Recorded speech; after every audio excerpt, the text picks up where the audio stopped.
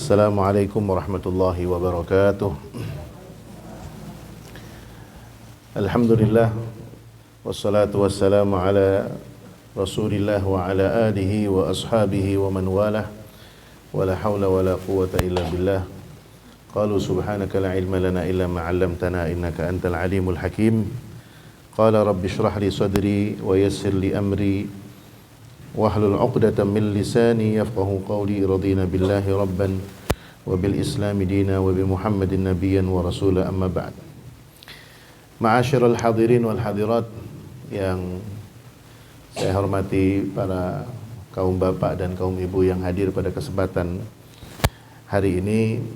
Kita alhamdulillah masih dipertemukan oleh Allah Subhanahu wa taala di hari yang mulia ini, yaitu masih berada di bulan Muharram, tepatnya kurang lebih pada tanggal 20 ya kalau nggak salah. Mudah-mudahan apa yang telah kita lakukan dalam bentuk ketaatan di bulan Muharram ini Allah akan terima, dan mudah-mudahan kita akan dipertemukan kembali dengan bulan-bulan suci yang akan datang, amin ya rabbal alamin. Ibu-ibu sekalian berbahagia, pada kesempatan kali ini kita akan bersama-sama sambil mendulang pahala melalui silaturahmi. Kita juga akan sambil menimba ilmu, yang mudah-mudahan ilmu yang kita timba pada hari ini akan diridhoi oleh Allah Subhanahu wa taala, dan insyaallah mudah-mudahan akan menjadi ilmu yang bermanfaat, amin ya rabbal alamin. Baik ibu-ibu sekalian berbahagia, ini kebetulan kita juga berada di rumah saudara kita yang baru pulang dari tanah suci dengan Bu Irma. Kita doakan mudah-mudahan hajinya mabrur, mendapatkan haji yang membawa keberkahan, dan insyaallah mudah-mudahan yang lainnya yang belum berangkat haji bisa berangkat haji. Bu ya, saya termasuk orang yang mendapatkan berkah karunia bisa berangkat haji di usia umur 21 tahun. Enak Bu, beneran. Saya awalnya itu berangkat haji juga mikir-mikir. Jadi kebiasaan orang tua itu, almarhum almarhumah orang tua saya itu punya semangat pengen anaknya itu haji di usia muda. Kalau ditanya kenapa sih anaknya harus dihajiin di usia muda? Jawabannya karena paling nggak tega kalau ngelihat orang tua pergi haji. Alhamdulillah orang tua saya punya cita-cita tercapai. Di antara cita-cita keduanya adalah pengen menutup usia dengan haji. Bapak saya, almarhum abi saya, itu meninggal 1 bulan setelah pulang haji. Umi saya meninggal dunia setahun setelah pulang haji, pas. Jadi pengen ini haji terakhir, dan itu saya melihat termasuk abi saya itu ketika haji tahun 2008, saya haji lagi bersama beliau. Dan yang waktu ketika beliau wukuf itu, kain yang digunakan untuk ihram adalah kain kafan beliau. Makanya pas ketika menggunakan kain kafan itu kan bahannya rada-rada kurang tebel ya. Saya bilang ke abi saya itu, saya bilang kenapa nggak pakai ihram yang rada tebel dikit? Jawaban beliau adalah apa? Saya pengen ini kain kafan yang mau nanti digunakan buat apa?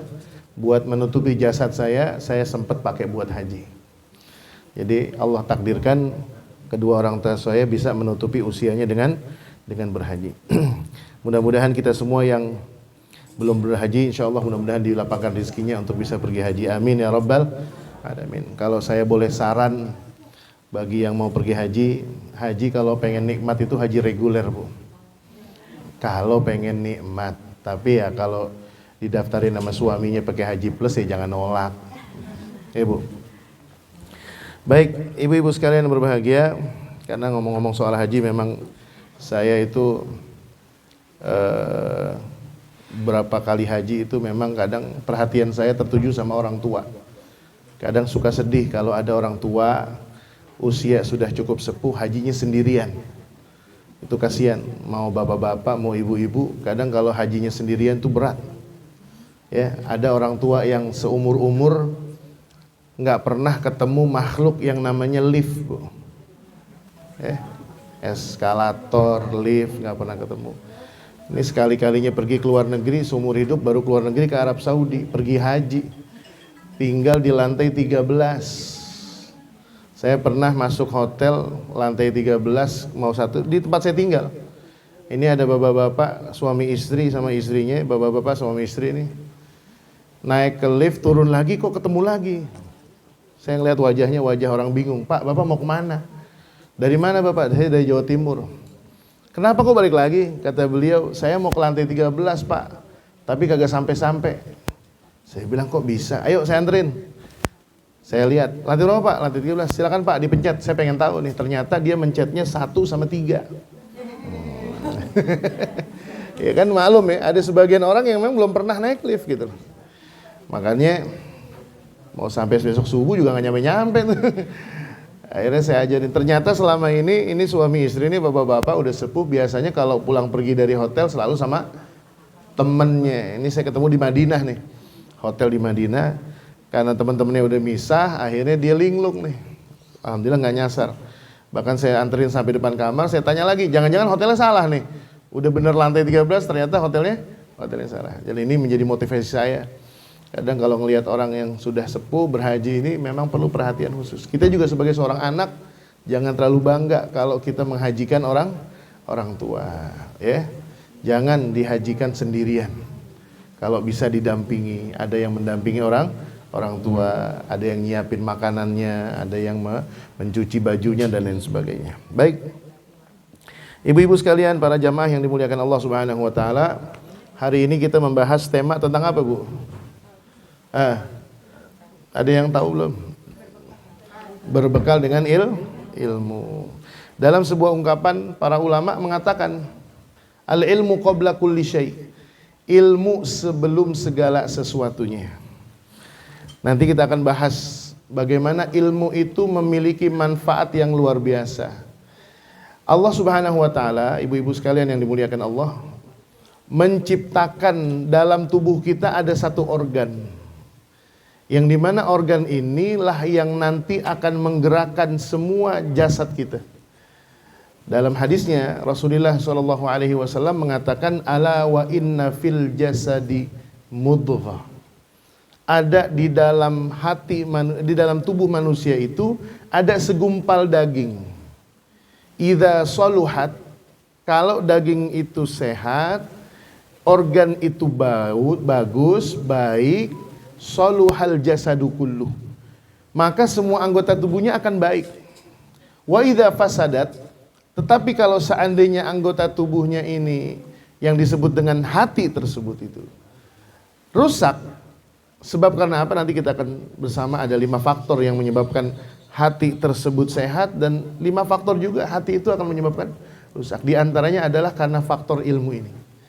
Dan ketika hati ini rusak, akhirnya apa? Menyebabkan anggota tubuhnya rusak. Dan hati inilah yang kadang suka merubah mood manusia, tingkah laku manusia, perilaku manusia. Betul nggak? Kira-kira orang kalau hatinya lagi senang bisa kelihatan nggak? Bisa. Kalau hatinya lagi sedih kelihatan nggak wajahnya? Kelihatan. Kita kadang kalau lagi sama suami, sama keluarga, kalau kita lagi gembira, pasti apa yang kita ungkapkan bentuknya kegembiraan. Tetapi kalau hati kita lagi sedih, lagi gundah, gulana, pasti yang keluar juga sedih. Tetapi hati inilah yang kemudian menjadi akar masalah para manusia, yang dimana hati inilah Allah Subhanahu wa taala menjadikan tempat, menjadi sebuah tempat bagaimana hati inilah yang akan mengatur jasad manusia. Makanya di dalam ilmu akidah dikatakan bahwasanya hati itulah yang menjadikan Allah Subhanahu wa taala sebagai cahaya. Ketika kita letakkan di dalam hati kita itu penuh dengan iman. Dalam ilmu akidah itu ada namanya a'malul qulub. Ada 2, Bu. Manusia itu memiliki a'malul jawarih dan a'malul qulub. Amalul jawarih ini yang seperti tertuang di dalam rukun Islam. Rukun Islam apa aja, Bu? Rukun Islam. Bu, rukun Islam apa aja? Pertama, syahadat. Yang kedua, sholat. Yang ketiga, puasa, zakat. Dan kemudian, haji. Bila mampu. Ini disebut dengan a'malul jawarih. Yang semua amalan itu bersandar pada anggota tubuh kita. Makanya ada orang kalau ngaku sholat, udah sholat belum? Udah, pakai apa? Pakai isyarat. Sah nggak? Sholat diem aja. Bahkan ada ini, Bu, orang-orang yang mengidap atau terkena aliran sesat, ada ketika mereka menafsirkan ayat dengan sembarangan. Aqimis sholata li dzikri. Tegakkanlah sholat untuk mengingatku. Akhirnya dia tafsirkan dengan akal pikiran sendiri. Bahkan lagi rame nih, ada orang yang ngaku-ngaku mengerti bahasa cacing, bahasa semut, bisa ngomong sama Allah, bisa komunikasi sama Allah. Hati-hati nih, ya, hati-hati. Mungkin kita selamat, tapi anak kita belum tentu selamat nih, ya Bu. Nah, sholat ini punya aturan. Sholatnya ngikutin Rasulullah Sallallahu Alaihi Wasallam, tata caranya sudah dicontohkan dan lain sebagainya. Makanya ketika ada orang menafsirkan aqimis sholata li dzikri, tegakkanlah sholat untuk mengingatku, ada orang yang tafsirnya nyeleneh nih. Tafsirnya apa dibilang? Ya udah, cukup dengan cara mengingat Allah, dengan berdiam diri, meditasi. Akhirnya ketika dia, oh iya saya udah ingat Allah, akhirnya dia anggap itu adalah sholat. Nah, ini akibat apa nih? Akibat karena tidak memiliki pemahaman yang sempurna. Dalam Islam ini disebut dengan amalul jawarih. Kita sholat, kita puasa dengan apa? Dengan anggota tubuh kita. Kita haji. Bahkan haji mengumpulkan semuanya. Kalau zakat bersandar pada harta, kalau haji bersandar pada semuanya. Haji ini kan bersandarnya bukan hanya soal fisik, Bu. Ada orang fisiknya sehat tapi nggak punya duit, bisa berangkat haji nggak? Ada satu sisi, orang duitnya banyak tapi nggak bisa berangkat haji. Bahkan kalau kita jaraknya jauh, Bu, tinggal di Cakung. Saya dulu ketika masih belajar di Arab Saudi, saya punya teman. Kebetulan saya kalau lagi musim haji itu kadang diminta untuk ngisi acara rekaman, acara penyuluhan ibadah haji tapi dengan menggunakan suara dari Kementerian Haji Arab Saudi. Nah itu saya pernah ketemu dengan orang Saudi, usianya sudah lewat 30 tahun. Itu seumur-umur belum pernah pergi haji. Tinggal di kota Jeddah, jaraknya cuma berapa kilometer dari kota Mekah. Karena ini soal panggilan, ini soal hidayah, soal petunjuk, soal keinginan. Oleh karena itu tadi nih, amal jawarih ini akan berpengaruh disebabkan karena hati yang dipenuhi dengan iman dan ilmu. Hati yang tidak pernah diisi dengan ilmu, akibatnya melahirkan kejahilan. Banyak zaman sekarang yang susah dikendalikan amal dan ilmunya dikarenakan tidak memiliki ilmu dan iman kepada Allah Subhanahu wa taala. Oleh karenanya Ibu sekalian berbahagia, di antara hal yang perlu diberikan kepada hati-hati kita ini selain iman, kita tidak membahas masalah iman pada hari ini, tetapi adalah soal ilmu. Hati ini diciptakan oleh Allah Subhanahu wa taala. Sebagaimana tadi dikatakan oleh Sayyidina Rasulullah sallallahu alaihi wasallam, ala wa inna fil jasadi mudghah. Di dalam tubuh kita itu ada segumpal daging yang disebut dengan hati. Apa nih? Oh, mati lampu. Mati nah. Iya. Kita lanjutkan, Bu ya. Nah, ketika hati ini yang Allah ciptakan itu tidak bermuara kepada Allah, maka akan menyebabkan banyak masalah dalam hati kita. Hidup kita makin rungsing, gampang mengeluh, gampang emosi, sering diuji dengan Allah Subhanahu wa taala dengan perkara-perkara yang tidak kita inginkan. Karena memang pada dasarnya ketika Allah mengatakan wa ma khalaqtul jinna wal insa illa liya'budun. Ketika Allah menciptakan itu semua, termasuk anggota tubuh kita yang disebut dengan hati itu, kalau itu tidak bermuara kepada Allah, maka Allah sendiri yang akan melakukan masalah itu dalam hati kita. Hati ini ada obatnya, hati ini ada frekuensinya, hati ini ada penyuburnya, hati ini ada gizinya, hati ini ada nutrisinya. Di antara nutrisi yang dibutuhkan oleh hati kita itu disebut dengan ilmu. Ilmu sebelum iman, dan iman adalah pondasi dari ilmu itu sendiri. Di antara manfaat ilmu, ibu-ibu sekalian yang dimuliakan Allah Subhanahu wa taala, yang pertama, ilmu inilah yang akan memperbaiki hati kita. Orang yang pada akhirnya tahun 2024 ini viral dalam sebuah film, Ipar Adalah Maut. Wah, ini ya, mohon maaf Bu, saya ngajarin hadis ini, ada sebuah potongan hadis. Sebenarnya bab bahasannya bab tentang masalah aturan permahroman. Saya bahas tentang masalah itu. Kadang mohon maaf nih, kita warga Indonesia itu kadang melumrahkan sesuatu yang kadang nggak lumrah dalam syariat. Ya, ada ipar datang, kakak iparnya ngablak biasa aja. Betul nggak? Betul nggak Bu? Bu, betul nggak? Ini mohon maaf nih, mohon maaf, emang sedikit sensitif. Ada satu hadis dari Rasulullah SAW. Hadisnya pendek, cuma 2 kalimat. Yang sekarang 2024 jadi judul film. Itu hadis Rasulullah. Al-hummu mautun. Al-hummu mautun. Ipar itu kematian. Wah, ini dahsyat Bu. Ketika saya bedah hadis ini. Ini bukan masalah perselingkuhan saja. Berapa banyak ipar itu terkadang menyebabkan retaknya rumah tangga. Suaminya berangkat kerja, istrinya di rumah, adik ipar perempuan datang. Duduk, ngopi-ngopi cantik, ngeteh-ngeteh cantik, komentar. Kak, ini kayak cangkir lu udah lama deh, udah 4 tahun gak ganti-ganti cangkir lu. Cangkir lu udah gompal loh ini. Udah jelek gitu. Akhirnya nih istri yang tadinya hidup tentram, abadi, sejahtera, sentosa dan lain sebagainya, komentar iparnya bilang cangkir lu udah jelek. Kepikiran nih langsung. Buka aplikasi warna ungu, buka aplikasi warna oranye, tek, kasih link ke suaminya. Mas, bayarin ini dong, keranjang aku, check outin. Kenapa kok tiba-tiba beli cangkir? Enggak apa-apa. Suaminya di kantor lagi mumet nih sama kerjaan. Pulang kerja sampai rumah maghrib jam 7 nanya, kamu kenapa dek kok tiba-tiba minta beliin cangkir? Ini kasus nih Bu, saya sampaikan kasus. Kata dia, enggak, tadi adik kamu datang ke sini. Ngapain kok tumben? Iya deh, main aja. Terus ngeteh bilang ini, terus katanya cangkir kita udah 4 tahun gak ganti. Suaminya kesinggung, dia telepon adiknya. Maksud lu apa ngomentarin cangkir gua? Wah tuh, enggak bang, gua cuma ngomong gitu doang. Wah, rame. Hordeng dikomentarin, sofa dikomentarin. Ini persoalan yang terjadi dalam rumah tangga ini, al-hummu mautun. Terkadang ipar itu bisa melampaui batas, apalagi yang lawan jenis. Makanya saya ketika film ini viral, dikirimin link filmnya, dikirimin sama jamaah.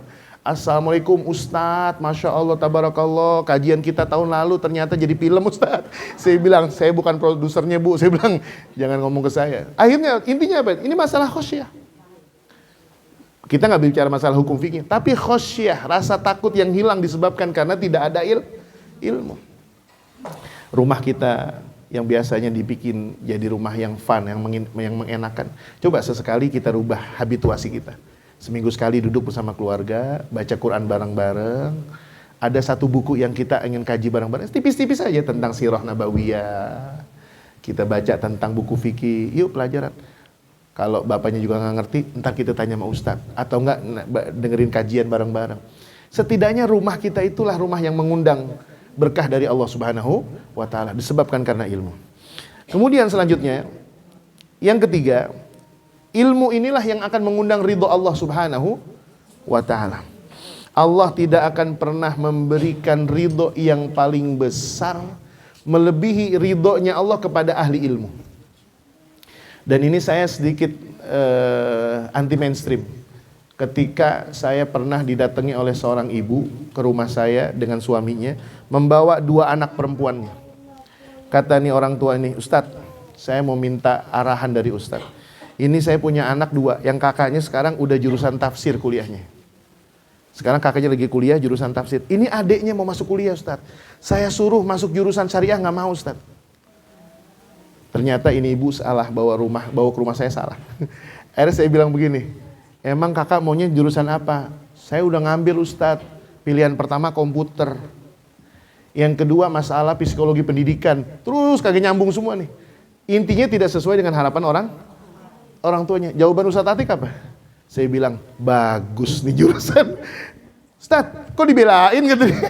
Saya bilang, bukan Bu. Ini anak punya kecenderungannya masing-masing. Tetapi ilmu yang dibutuhkan oleh anak itu bukan ilmu yang hanya dengan belajar agama kemudian dia menjadi orang soleh, bukan. Makanya ketika Allah Subhanahu wa taala memberikan ilmu kepada seseorang, ilmu itulah yang akan mengantarkan dia melalui ilmu apapun. Ada yang ilmunya agama tapi justru akhlaknya tidak beragama. Ilmunya bukan agama tapi menjadikan orang yang banyak gak begitu kira-kira? Banyak. Kenapa? Karena ilmu itulah yang seharusnya mendekatkan diri kepada Allah. Ketika dia mengerti Allah melalui ilmunya, dia akan ridho. Allah akan ridho kepada hambanya. Ridho dengan apa yang dia sampaikan, ridho apa yang dia lakukan, ridho apa yang dia kerjakan. Makanya saya katakan begini nih, kalau anak ibu kuliah di agama semua, kemudian kecenderungan mereka tertutupi. Sekarang anak ini mau nyari ilmunya gimana caranya? Dia kepaksa. Yang kedua, ini anak jurusan IPA. SMA-nya IPA. Kemudian dipaksa ngambil syariah, kagak nyambung Bu. Gak usah dipaksakan. Ketika anak kita menjadi anak yang soleh itu tidak harus belajar agama. Tetapi pendidikan agama itu wajib. Ini konsepnya nih. Jadi anak kita ada yang jadi ustadz, anak kita ada yang jadi apoteker, anak kita ada yang jadi dokter, anak kita jadi pilot. Meskipun ibu rumah tangga doang gak apa-apa. Yang penting ilmu agamanya mencukupi. Ini yang kita butuhkan. Kayak tadi nih, kita baca, dengerin bacaan Quran kita. Anak kita tadi nih, Ananda siapa namanya? Hansa. Baca Quran. Apa terus kemudian baca Qurannya bagus harus jadi ustazah? Kan enggak. Suatu saat dia menjadi seorang politisi, suatu saat dia menjadi seorang menjadi seorang pengusaha, menjadi seorang dokter. Tapi bacaan Qurannya bagus. Enak gak kira-kira? Saya kemarin Bu ada kajian di PT Surveyor di Gatot Subroto nih. Ini saya kecelek banget nih. Kecelek banget. Kajian zuhur, saya sudah di musola, sampai di sana sebelum zuhur. Ada seorang pegawai nih Bu, pegawai. Pakai baju kantor gitu. Saya udah di depan mic azan kurang 1 menit udah standby nih. Hati kecil saya nih, ini udah jelek nih, prasangka saya udah jelek begini nih. Waduh nih Bapak azan kira-kira suaranya bener apa kagak nih suara ini. Jangan sampai bikin mules nih. Ketika dia azan Bu, ya Allah suaranya cakepnya luar biasa. Geleng-geleng saya. Kebetulan itu orang habis selesai azan, sholat sunnah di samping saya.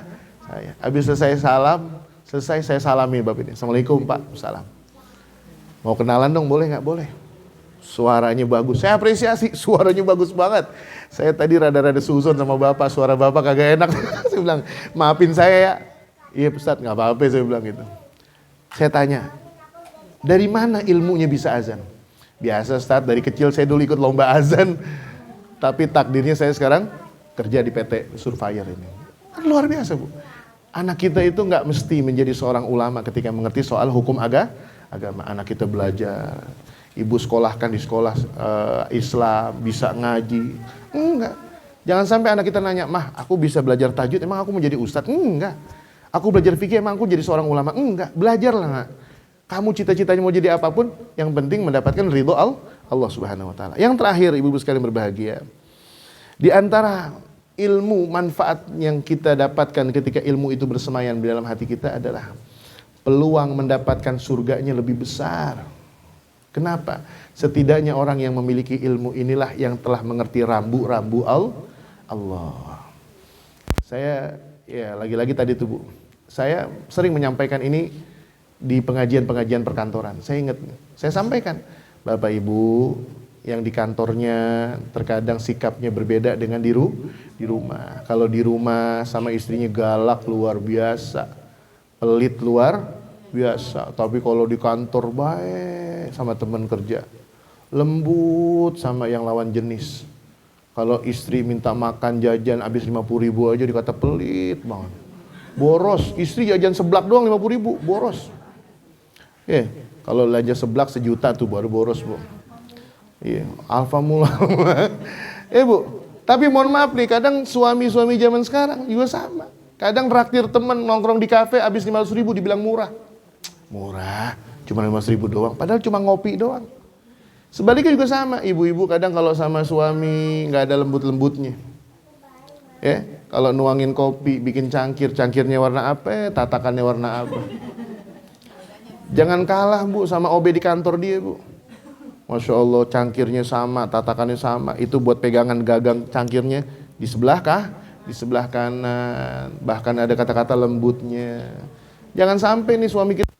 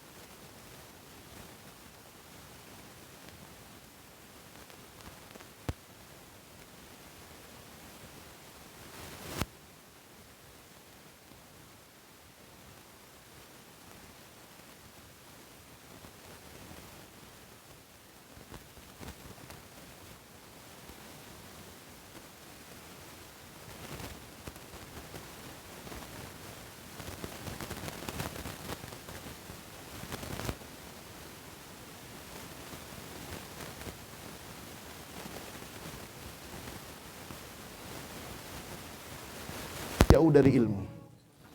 Jangankan yang di luar lumbung ilmu, di dalam lumbung ilmu saja terkadang kita belum tersentuh dengan ilmu itu. Kenapa? Datang ngaji, fokusnya sama yang lain. Ini kalau ngaji di sini nih biasanya snacknya enak-enak nih. Fokusnya sama yang lain.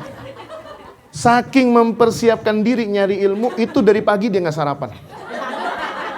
Bukan pikiran yang dikosongin, perutnya yang dikosongin. Jadi menikmati snack pengajian itu benar-benar emang optimal. Bukan ilmunya. Pas pulang nih, baru 5 langkah dari tempat pengajian ditanya, tadi inget gak apa yang sampai Ustaz? Gak tahu gue. Gue tadi sibuk sama nyendok gitu. Belum lagi tasnya ibu-ibu yang kadang gede-gede nih. Ya kalau sini sih lihat kecil-kecil nih. Alhamdulillah nih. Kalau pengajian yang sebelah sono, pengajian sebelah sono, itu Masya Allah, ukuran kitabnya seukuran saku di segini nih. Tasnya gede banget. Ustadznya lagi meleng, dadar gulung masuk. Ustadz lagi meleng, risolnya masuk. Terus yang lebih gak enaknya lagi, udah dibungkusin masih ke dalam tas, dia lupa sampai besok tuh makanan. Dadar gulungnya udah hancur, risolnya udah basi. Bu, bawa pisangnya udah mateng. Bu, inget nih, makanya dalam proses mencari ilmu itu para ulama menyebutkan ada afat thalabul ilmi, afat, halangan, tantangan, perusak mencari ilmu. Jadi jangan main-main soal mencari ilmu. Kalau mencari ilmu ada dorongan lainnya, itu pasti akan rugi. Karena orang nyari ilmu macam-macam. Ada orang nyari ilmu, Bu, kan macam-macam nih. Orang majlis talim kan lain-lain, Bu. Ada nyari ilmu itu ada yang namanya jiping. Tahu jiping? Ngaji sambil nguping. Nguping doang. Nyatet kagak, ngapalin kagak, ngerekam juga enggak, jiping. Ada lagi yang rada mendingan nih, jider. Tahu jider? Ngaji sambil nyender. Yang nyender langsung bangun. Aduh. Iya nggak apa-apa. Emang nggak boleh ngaji sambil nyender? Boleh. Asal jangan yang dua ini nih, jiles sama jiler. Ngaji sambil pules, ada lagi ngajiler, ngaji sampai ngiler. Pules banget. Siapa ya? Di antaranya. Bisa jadi bukan kita, suami-suami kita. Datang sholat Jumat, khotib lagi naik mimbar. Saya mengatakan, majelis taklim itu ada yang wajib. Di antara yang wajib mencari ilmu adalah khutbah. Khutbah Jumat wajib. Ini kadang suami kita nih lagi sholat Jumat, khotib lagi naik, dia lagi soto mie Bogor. Wah, buru-buru. Ada nggak begitu? Makanya saya pernah nih khutbah di salah satu masjid di daerah Jakarta Selatan, di daerah Pancoran. Itu DKM-nya bagus tuh. 10 menit sebelum khotib naik mimbar, itu DKM keliling tuh ke tukang jajanan. Bawa rotan tuh. Ayo 10 menit lagi selesai. Tidak ada perdagangan. Bagus gak nih kira-kira? Bagus. Tapi kalau khotib naik mimbar, usikum wa nafsi bitaqwallah, kami berwasiat takwa. Soto mie Bogor lain, mie ayam lain, es doger lain, cilok lain. Makan. Akhirnya apa? Jumat itu semestinya kita merefresh iman kita, nggak terrefresh. Yang lebih mengerikan lagi, nih cobaan bagi para kaum bapak nih. Saya suatu waktu hari Jumat itu saya nggak ada jadwal khutbah. Saya pulang dari Bekasi, selesai acara, saya 11:30 mampir di salah satu masjid di daerah Cilandak, dekat rumah saya.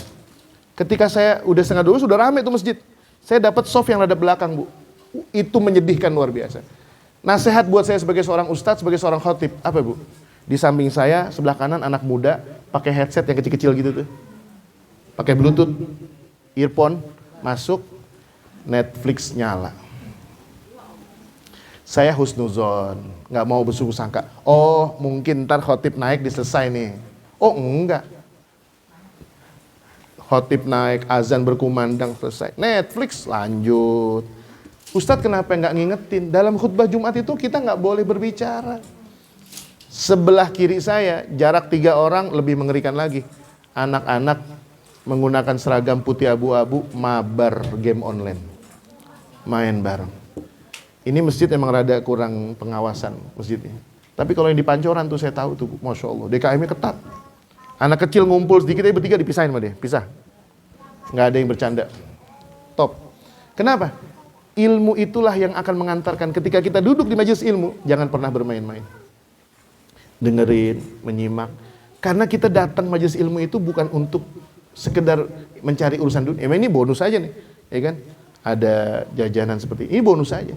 Tetapi ketika kita datang, yang membersamai kita itu bukan hanya dunia, tetapi malaikat datang kepada kita. Innal malaikata tad'u ajnihataha. Ini satu kita harus gimana coba nih? Kita kumpul begini karena ilmu, malaikat datang menyertai kita, melebarkan sayap-sayapnya. Untuk siapa? Ridhon li talibul ilmi, karena sikap ridhonya mereka kepada para pencari ilmu. Nah, makanya yang terakhir, saya dulu diwasiatkan oleh guru-guru saya. Setiap kali pulang dari majelis ilmu, tanamkan niat untuk mencari ilmu, hadir di acara yang lain. Kalau ini pengajian rutin, mingguan, kalau rutin bulanan, ada yang rutin per 2 bulan. Niat, ya Allah, hamba selesai nyari ilmu, saya berniat akan hadir di majelis ilmu yang akan datang. Tujuannya apa? Kalau nih Bu, seumpama masa hidup kita di dunia ini sudah expire alias harus meninggal. Itu indah luar biasa. Ketika malaikat mencabut nyawa kita, ada satu amalan yang dilaporkan oleh malaikat kepada Allah Subhanahu wa taala. Ya Rob, hamba-Mu Fulan bin Fulan, Fulanah binti Fulan ini masih ada niat yang terus berlangsung. Apa? Niat mencari ilmu. Ustadz, saya jujur aja Ustadz ya, saya kadang kalau masuk ke majelis taklim itu ada Ustadz godaannya Ustadz, apa? Ngantuk. Ada Bu, orang yang susah tidur di rumah pas giliran majelis ilmu, pulas. Ini luar biasa, makanya ada kemungkinan besarnya ilmu kita itu terhalang, bukan karena ilmunya, tetapi karena kitanya. Ketika datang, kita ikhlaskan niat kita, kita fokuskan kehadiran kita. Sepulang dari sini, mudah-mudahan ilmu yang kita dapatkan bermanfaat. Amin ya Rabbal Alamin. Dan sebelum kita tutup, mari kita berdoa pada Allah Subhanahu wa taala. Wabil khusus kepada kedua saudara kita yang baru pulang dari tanah suci. Mudah-mudahan hajinya dimabrurkan oleh Allah Subhanahu wa taala. Ada salah satu di antara bimbingan dari para ulama, yaitu mendoakan orang yang berpulang dari haji itu. Doanya adalah taqabbalallahu hajjaka kalau laki-laki. Kalau perempuan hajjaki. Taqabbalallahu hajjaki wa ghafara dzambaki wa akhlafa nafaqataki kalau perempuan. Semoga Allah terima hajimu, Allah ampuni dosamu, dan yang terakhir Allah gantikan semua ongkos yang dikeluarkan untuk haji. Dan haji umroh ini salah satu di antara penyebab bikin orang kaya, Bu. Haji dan umroh ini salah satu di antara sebab orang itu menjadi kaya. Artinya apa?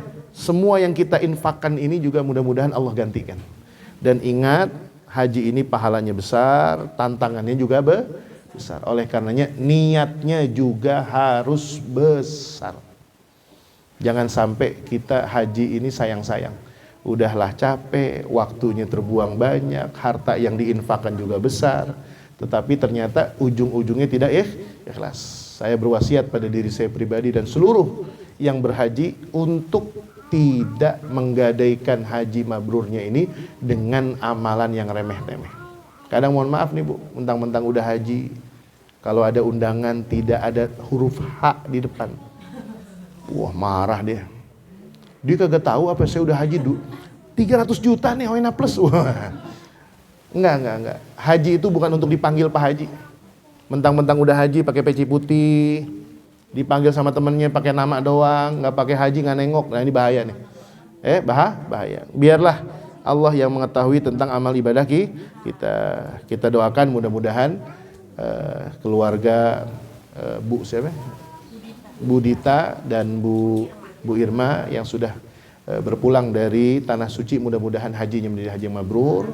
Allah ampuni segala dosanya dan mudah-mudahan apa yang sudah diinfakkan untuk berhaji Allah gantikan dengan harta yang lebih banyak lagi, dengan harta yang lebih berkah lagi, dan kita semua yang hadir di sini mudah-mudahan segera menyusul untuk menunaikan ibadah haji ke Baitullahil Haram.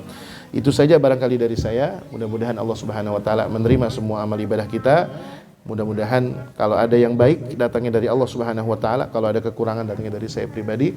Wal afu minkum. Assalamualaikum warahmatullahi wabarakatuh.